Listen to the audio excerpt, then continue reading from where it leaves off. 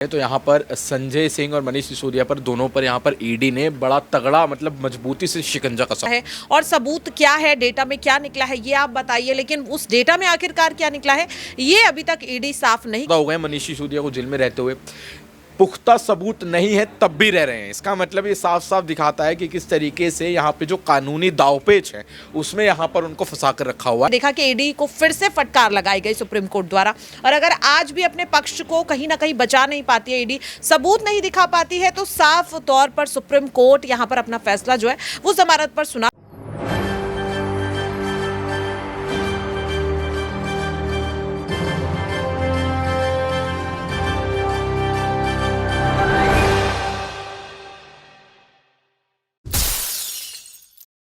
नमस्कार, मैं नाज़मीन खान और आपका स्वागत है मेरे खास प्रोग्राम बात सच की में। आज बात करेंगे कि अधिकतर लोगों का ये कहना है कि जो सच की आवाज़ उठाते हैं उन्हें उतना ही मुश्किलों का सामना करना पड़ता है, और आम आदमी पार्टी अपने आप को कट्टर ईमानदार बताती है। लेकिन क्या वाकई वो ईमानदार हैं या भ्रष्टाचारी हैं? आज इसको लेकर फैसला आ जाएगा, क्योंकि दो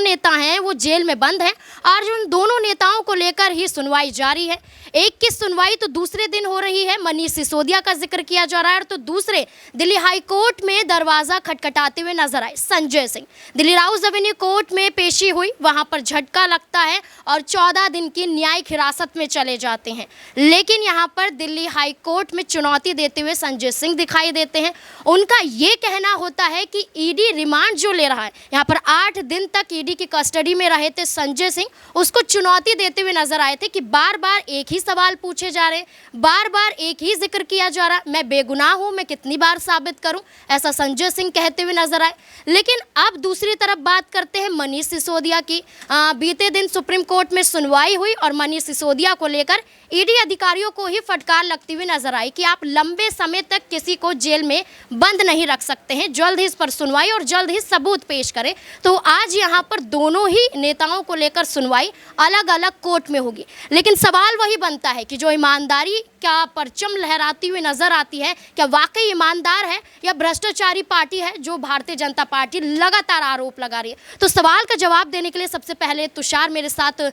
मौजूद है। तुषार, आपका स्वागत है। तुषार, सबसे पहला सवाल मेरा यही रहेगा कि दोनों नेताओं पर सुनवाई है, मनीष सिसोदिया को लेकर सुप्रीम कोर्ट में ईडी अधिकारियों को एक तरीके से फटकार ही लगती है कि सबूत पेश कीजिए और लंबे समय तक बंद नहीं रह सकते। वहीं संजय सिंह के मामले में आज देखा जाएगा कि क्या ईडी अधिकारी सबूत पेश कर पाते हैं। तो पूरा मामला दोनों ही में देखा जाए ईडी अधिकारियों पर टिका है। क्या लगता है, दोनों को लेकर आपकी क्या राय बनती है? देखिए, सबसे पहले तो जिस तरीके से मनीष सिसोदिया की अगर हम बात करें तो यहाँ पर संजय सिंह और मनीष सिसोदिया पर दोनों पर यहाँ पर ईडी ने बड़ा तगड़ा मतलब मजबूती से शिकंजा कसा हुआ है, क्योंकि 230 दिन से ज़्यादा हो गए मनीष सिसोदिया को जेल में रहते हुए। पुख्ता सबूत नहीं है तब भी रह रहे हैं। इसका मतलब ये साफ साफ दिखाता है कि किस तरीके से यहाँ पे जो कानूनी दावपेच है उसमें यहाँ पर उनको फंसा कर रखा हुआ है, और इस वजह से जो सुप्रीम कोर्ट भी है यहाँ पर बातें तो कर रहा है कि इनको ज़्यादा दिन तक हम नहीं रख सकते, लेकिन कुछ कानूनी दावपेच ऐसे हैं जिसमें उन्हें वो छोड़ भी नहीं पा रहा है। क्योंकि जिस तरीके से ईडी ये कहता हुआ नजर आ रहा है कि अगर इन्हें छोड़ दिया जाएगा तो सबूतों को जो है उनके साथ छेड़छाड़ हो सकती है, पावरफुल आदमी है, कुछ भी कर सकते हैं। लेकिन जब सुप्रीम कोर्ट ये पूछता है कि आपके जो सबूत है वो एक दूसरे से मैच नहीं हो रहे हैं, आपकी जो आपने आरोप लगाए हैं वो संभावनाओं के आधार पर है, सबूतों के आधार पर नहीं है, तो यहाँ पर बड़ा सवाल यहाँ पर ईडी पे खड़ा होता है कि अगर वो उनको जेल में रखना चाह रहे हैं तो उसके लिए उन्हें पुख्ता सबूत लाना पड़ेगा, जो सुप्रीम कोर्ट भी कह रहा है, लेकिन वो अभी तक आया नहीं है। कल सुनवाई हुई, माना जा रहा था कि कल उनको बेल मिल जाएगी, नहीं मिली। आज सुनवाई होगी उन पर दोबारा से मनीष सिसोदिया पर, आज भी माना जा रहा है कि बेल हो जाएगी। आम आदमी पार्टी के अंदर भी, खेमे में भी हमें उम्मीदें देखने को मिल रही है, जो भी हम उनके नेताओं के ट्वीट्स देख रहे हैं, बयान देख रहे हैं, उनको भी उम्मीद है कि बेल मिल जाएगी। लेकिन क्या होगा कहना मुश्किल है, क्योंकि जिस तरीके से हम देख रहे हैं कि सुप्रीम कोर्ट टिप्पणियां तो कर रहा है लेकिन बेल नहीं मिल पा रही है। यहाँ पर जाकर जो पेच फंस जा रहा है उसको देखना बहुत ज़रूरी होगा आज की इस कार्रवाई में कि क्या होता है। लेकिन वही अगर हम दूसरी तरफ देखें तो संजय सिंह पर भी आज सुनवाई है हाईकोर्ट में। उनकी जमानत याचिका पर उन्होंने जो है राउज एवेन्यू कोर्ट ने जो रिमांड दिया उसको चैलेंज करते हुए उन्होंने जो याचिका डाली हाईकोर्ट में, आज उस पर सुनवाई होनी है। लेकिन आज उनको लेकर कोई बड़ा फैसला आने की उम्मीद नहीं है। जहाँ तक मुझे लगता है कुछ ऐसा बड़ा फैसला नहीं आ सकता है संजय सिंह पर। हालांकि 27 अक्टूबर तक तक की जो कस्टडी दी गई है, मुझे लगता है उसी को जो हाई कोर्ट है वो कहेगा कि आप अपनी कस्टडी पूरी कीजिए, उसके बाद देखा जाएगा। तो संजय सिंह पर तो आज इतना बड़ा कोई फैसला नहीं हो सकता है, लेकिन हाँ मनीष सिसोदिया पर ज़रूर ऐसी उम्मीदें जताई जा रही हैं कि कुछ बड़ा फैसला हमें देखने को मिल सकता है। दिल्ली हाई कोर्ट की बात करें, चुनौती देते हुए यहाँ पर संजय सिंह नजर आए, तो यहाँ पर ये कहना कि बड़ा फैसला नहीं हो सकता, लेकिन ये कहना बहुत ज़रूरी हो जाता है कि निचली अदालत के बाद वो चुनौती देते हुए नजर आए, तो अब दिल्ली हाई कोर्ट में भी एक बड़ा फैसला सुनाया जा सकता है। लेकिन दूसरी तरफ यहाँ पर बात करते हैं, जब दिल्ली राउज एवेन्यू कोर्ट ने 14 दिन की रिमांड पर भेज दिया, तो यहाँ पर संजय सिंह ने कहा कि मुझे कुछ किताबें चाहिए, मैं किताबें पढ़ना चाहता हूँ, तो लगभग 16 किताबों का जिक्र किया गया। लेकिन वहीं भारतीय जनता पार्टी की तरफ से ये आरोप लगाया जा रहा है कि इन दोनों ही नेताओं को और खासकर संजय सिंह को पता है कि अब वो लंबे समय तक के लिए जेल में जाने वाले, रिहा नहीं हो पाएंगे, इसलिए 16 किताबें मांग रहे हैं, वरना 14 दिन के अंदर 16 किताबें कौन पढ़ लेगा, ऐसे आरोप भारतीय जनता पार्टी लगा रहे हैं। तो उनके इस शब्द को लेकर आपका क्या? देखिए, चुनावी दौर है, मध्य प्रदेश और बाकी तमाम राज्यों में चुनाव होने हैं, 2023 के विधानसभा चुनाव हैं, 2024 में लोकसभा चुनाव है, तो यहाँ पर ये सियासी बयानबाजी तो चलती रहेगी। जिस तरीके से भारतीय जनता पार्टी बयान दे रही है, भाषण दे रही है, तंज कस रही है, वैसे आम आदमी भी कस रही है, तो ये तो आम है इन दिनों ये चलना। लेकिन देखने वाली बात यह है कि जिस तरीके से संजय सिंह पर 82 लाख रुपये के घूस लेने का यहाँ पर जो आरोप लगाया है, ईडी ने कहा है कि हमारे पास सबूत भी हैं, लेकिन ये जाँच में हमें सहयोग नहीं दे रहे हैं, और उसको देखते हुए यहाँ पर जो है राउज एवेन्यू कोर्ट ने कस्टडी बढ़ाई है। साथ ही साथ जिस तरीके से वो मोदी अडानी का मामला बार बार उठाते रहे, उसको लेकर भी उन्हें फटकार सी पड़ी थी, मतलब फटकार कहेंगे या तो टिप्पणी कह लीजिए आप, संजय सिंह पर की थी कोर्ट ने कि आप मामला जो है इस मुद्दे से जुड़ा उसी पर बात करें, आप फालतू की बातें ना करें। लेकिन बात फिर भी आपने ये देखा होगा कि कोर्ट के कहने के बाद भी जब वो बाहर आए तब भी उन्होंने मीडिया से यही कहा कि मोदी जो प्रधानमंत्री हैं वो अडानी के हैं, वो देश के नहीं हैं। तो जिस तरीके से ये सब चुनाव का दौर है तो ये सब होना आम बात है। लेकिन आज जो इन पर सुनवाई होगी हाई कोर्ट में,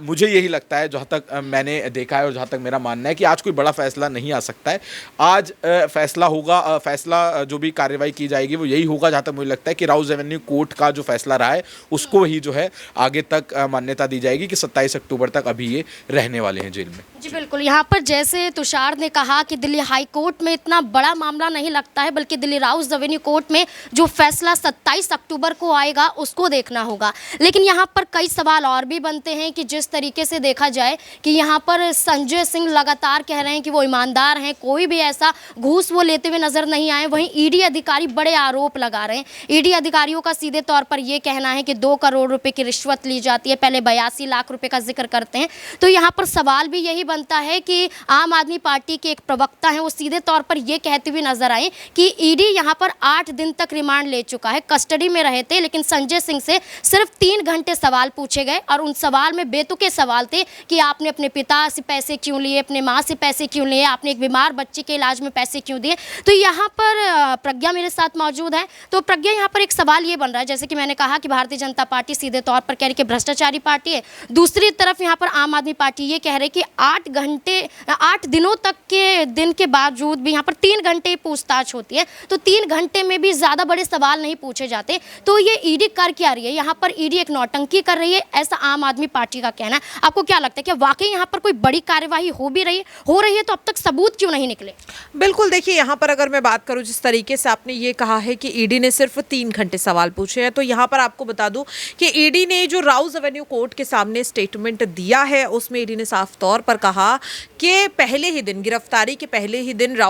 यहाँ पर ईडी ने संजय सिंह से लगभग 10 घंटे की पूछताछ की है। उसके बाद जब यहाँ पर 10 अक्टूबर को सुनवाई होती है, वहाँ उसके बाद भी कहा जाता है कि जो यहाँ पर सर्वेश मिश्रा है, विवेक त्यागी है, दिनेश अरोड़ा है, इन तीनों को ही सामने बिठाकर भी घंटों की पूछताछ की जाती है। अब समझ नहीं आ रहा है कि ईडी यहाँ पर सच बोल रही है या फिर आम आदमी पार्टी जो दावा कर रही है वो सच है, क्योंकि जाहिर तौर पर कहीं ना कहीं दोनों ही पक्ष अपने आप को मजबूत दिखाने के लिए अपना बचाव करते हुए नजर आ रहे हैं। और जिस तरीके से आपने कहा कि सबूत कहाँ है, सबूत क्यों नहीं मिले, तो यहाँ पर आपको बता दें कि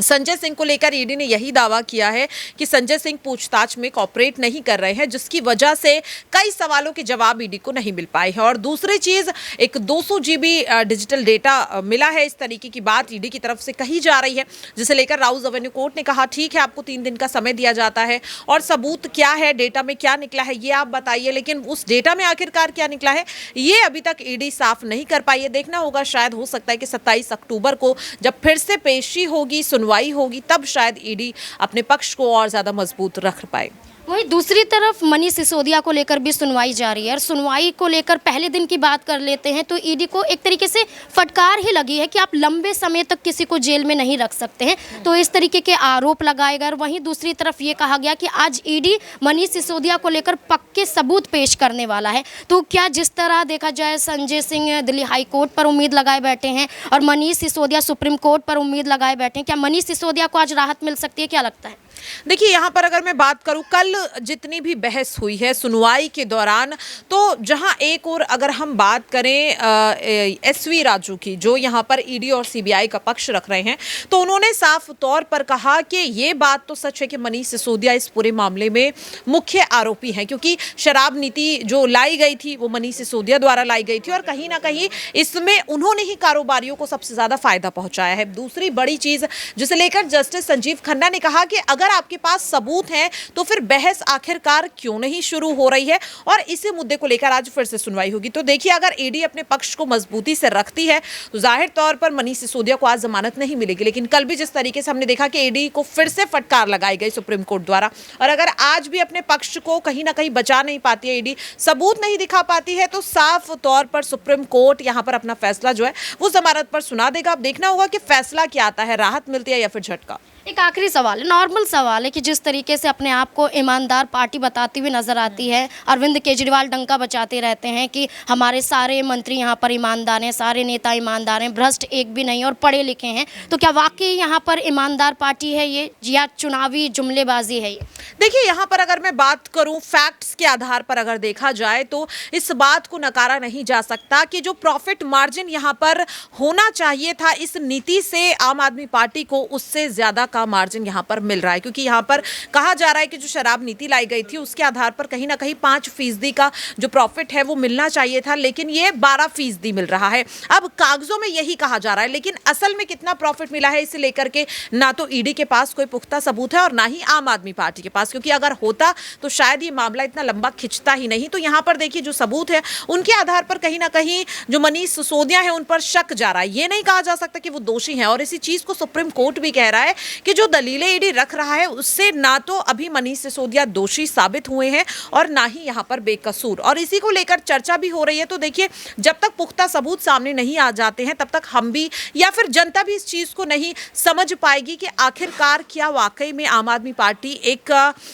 ईमानदार पार्टी है। लेकिन हाँ ये बात जरूर है कि जो प्रॉफिट मार्जिन है वो ज्यादा है। जी बिल्कुल, जैसे कि प्रज्ञा ने यहाँ पर कहा कि ये कहा नहीं जा सकता है कि ईमानदार पार्टी है या फिर यहाँ पर वो भ्रष्टाचारी पार्टी है। जिस तरीके से देखा जाए तो यहाँ पर आज फैसला होगा, फैसला दिल्ली हाई कोर्ट में भी देखा जाएगा, फैसला यहाँ पर सुप्रीम कोर्ट में भी देखा जाएगा। मनीष सिसोदिया का मामला चल रहा है, दूसरे दिन सुनवाई जारी है, तो वहीं दिल्ली हाई कोर्ट में पहले दिन संजय सिंह को लेकर सुनवाई देखी जाएगी। अब देखना होगा कि क्या ये दोनों नेताओं को लेकर कोई राहत बड़ी खबर सामने आ सकती है या दोनों ही यहाँ पर तिहाड़ जेल में दोबारा नजर आने वाले। क्या लगता है आपको? कमेंट सेक्शन में जरूर बताएं। धन्यवाद।